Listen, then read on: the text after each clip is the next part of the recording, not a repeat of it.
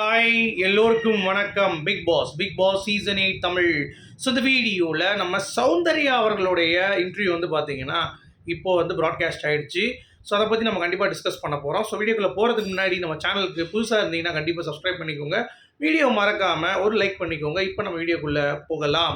So Soundarya வந்து பார்த்தீங்க அப்படின்னா கோவா கேங் பற்றியும், ஜாக்லின் பற்றியும், முத்துக்குமரன் அவர்களை பற்றியும், இன்னும் நிறைய பேரை பற்றி என்னென்னலாம் வந்து பேசினாங்க.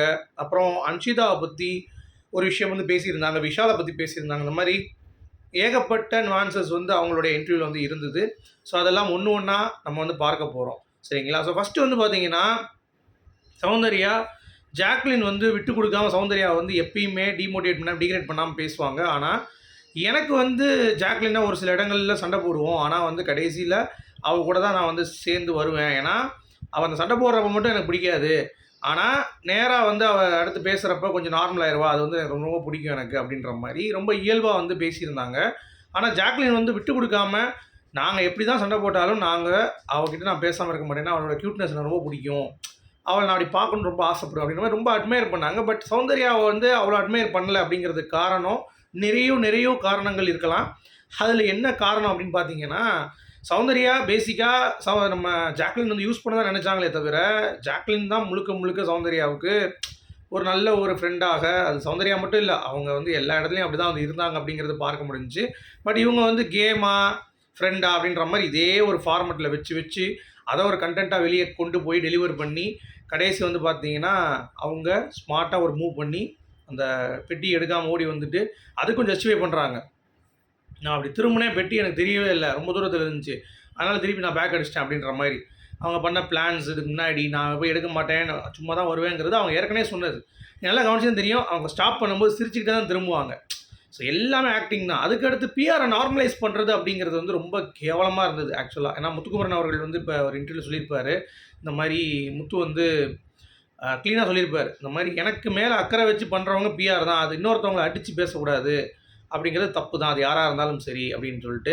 அதுவும் புரிதல் தப்பாக தான் இருந்துச்சு முத்துக்குமரன் சொல்கிறதும். இப்போ உங்கள் மேலே நான் ஆசைப்பட்றேன், நீங்கள் வந்து ஜெயிக்கணுன்ட்டு, அதுக்காக இன்னொருத்தனை அடித்து தான் நான் வந்து தூக்குவேன். அது வந்து என்னுடைய ஃபேனோட டியூட்டியும் அதுதான்.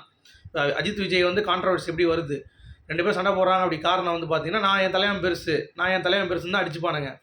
அது கிடையாது பிஆர். அங்கே ஜஸ்டிஃபிகேஷன் வந்து அது கிடையாது. இன்னொருத்தனை தரம் தாழ்த்தி தான் ஒருத்தனை கொண்டாடுவானுங்க. அது வந்து பிஆர் வச்சுருந்தாலும் சரி, நார்மல் ஃபேனாக இருந்தாலும் அப்படி தான் பண்ணுவானுங்க. நீங்கள் பிஆர் வைக்கிறத நார்மலைஸ் பண்ணாதீங்க. அதுதான் எவனும் சொல்ல மாட்டேன். கேட்டால் பிஆர் வச்சா கரெக்டுன்றான், முத்துக்குமரன் தான் பேசுகிறான். அது தப்பு தான் பிஆர் வைக்கிறது. இந்த ஷோ 24 கண்டஸ்டன்ஸும் வந்து பார்த்தீங்கன்னா கரெக்டான ஒரு ஃபார்மெட்டில் இருப்பாங்க. அவங்க யாருக்குமே ஹை ப்ரொஃபைல் கிடையாது, யாருக்குமே லோ ப்ரொஃபைல் கிடையாது, எல்லாரும் கலந்து தான் வருவாங்க. ஸோ அப்படி இருக்கும்போது எல்லாத்துக்கும் வச்சுட்டு போவப்போ ஒருத்தனுக்கு வைக்கிறப்ப இன்னொருத்தனுக்கு அது அன்ஃபேர் தானே. ஒருத்தனோட வீடியோ தான் தூக்கி காட்டுவேன், இன்னொருத்தர் வீடியோ வந்து பார்த்தீங்கன்னா இறக்கி விடுவேன் அப்படின்னா அது அந்த பர்சனுக்கு ஒரு ஃபேவராக தானே போகும். அதுவே வந்து சௌந்தர்யா வந்து புரிஞ்சிக்க முடியல பாருங்கள். அவங்க தான் சொல்கிறாங்க, எனக்கு நிறைய வீடியோவில் வந்து பார்த்தீங்கன்னா அப்படியே வரும், அந்த இதை நான் வந்து அப்படியே ஸ்க்ரோல் பண்ணுவேன். ஸ்க்ரோல் பண்ணுறப்போ சௌந்தர்யா அந்த பிக் பாஸ் வீட்டில் இருக்காங்களா சொல்லிட்டு பார்த்துட்டு அதுக்கு நிறைய பேர் பிக் பாஸ் பார்ப்பாங்க, அது மூலம் ஓட்டு போடுவாங்கன்றாங்க. அது 100% கரெக்டு தான். அதுக்காக இப்போ சௌந்தர்யா ப்ரொமோட் பண்ணிட்டாங்க பிஆர் டீமு. உள்ளே நல்லா ஆடக்கூடிய மஞ்சரி ஏன் ப்ரொமோட் பண்ணல, ஏன் உள்ளே நல்லா ஆடக்கூடிய தீபக் ஏன் ப்ரொமோட் பண்ணல, ஏன் தெரிய மாட்டேங்குது வெளியே அப்படின்னா அது ஒரு வியாபார தந்திரம் தான்.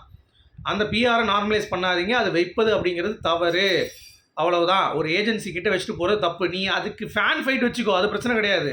எனக்கு பிடிக்கும், நான் ஒத்துக்கு போகிறேன், அதுக்காக நான் அடி பண்ணேன். எனக்கு பிடிக்கும், நான் சௌந்தர்யா அதுக்காக உன்னை போட்டு அடி பண்ணிட்டான்னா அடி, அது பிரச்சனை கிடையாது. இன்னொருத்தன் மூலமாக உனக்கு துளியும் சம்மந்தமே இல்லாமல் உன்னை வேலைன்னு செய்கிறது தப்பு, உன்னை பிடிச்சி செய்கிறது தப்பு கிடையாது. இதுதான் டிஃப்ரென்ஷியேஷனை கரெக்டாக பண்ணணும். இது சௌந்தர்யாவுக்கும் புரியலை, முத்துக்குமரனுக்கும் புரியலை.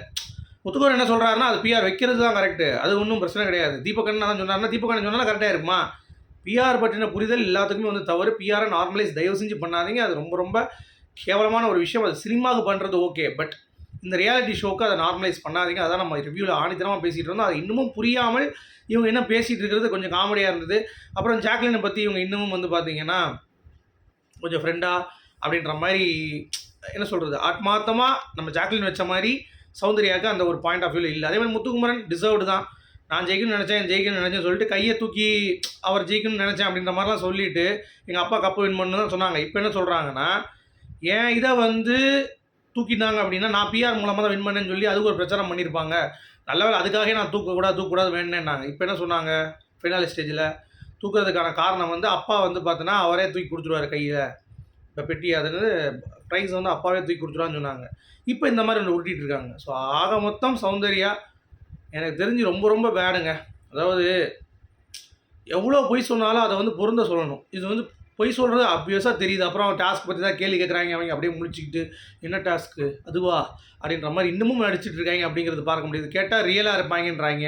என்னத்த ரியலோ? உங்களுடைய கருத்துக்கள் சொல்லுங்கள். மீண்டும் சந்திப்போம். Good bye.